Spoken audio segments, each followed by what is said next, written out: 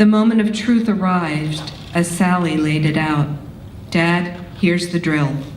You have two equally bad choices if you were to stay here at the atrium: a feeding tube or entering hospice care, knowing that the end is near.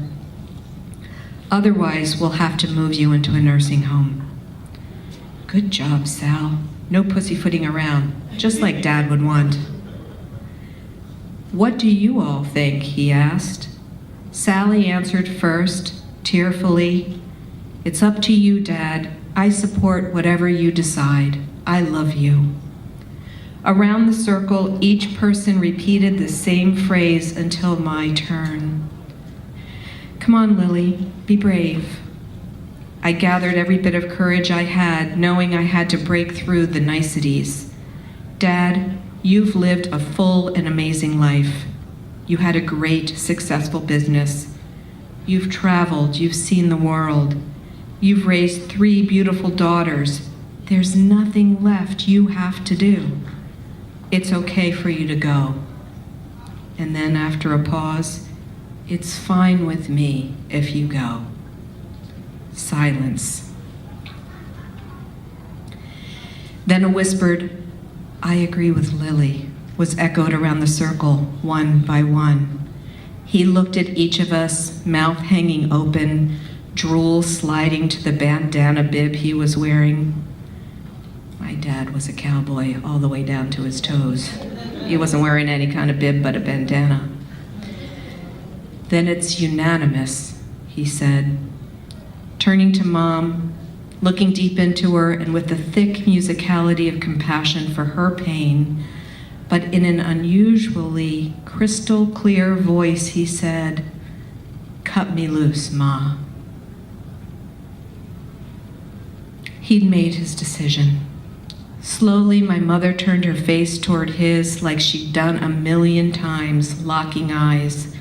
With lucidity and sorrow, she accepted her husband's determination. It's hard, was her simple reply. And with that, we let our tears fall, rolling off cheeks and chins. He's so ready. He's been waiting for this, I thought. This is exactly right. I looked into my father's eyes and we spoke no words. None were needed. It was a soul-to-soul encounter during which I realized the depth of his love and how it had shaped me. In one instant, the clearest knowing came over me. Even the difficult parts had been infused with his love, his tantrums, his self-absorption, his work abandonment of me. I saw my father for who he truly was, maybe for the first time. Unconditional love flowed between us like sweet wine.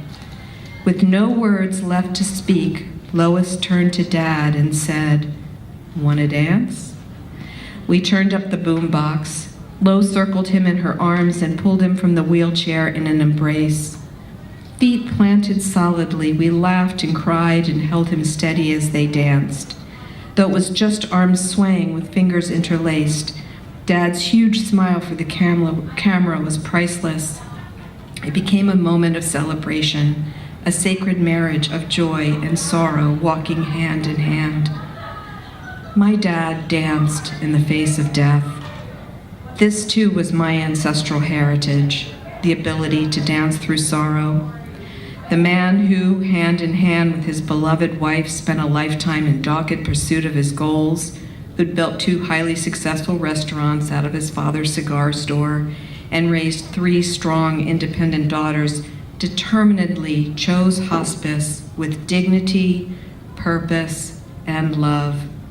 With his joyful spirit still shining through his eyes, my dad, Mason I. Myers, turned toward death instead of staying alive, just to stay alive.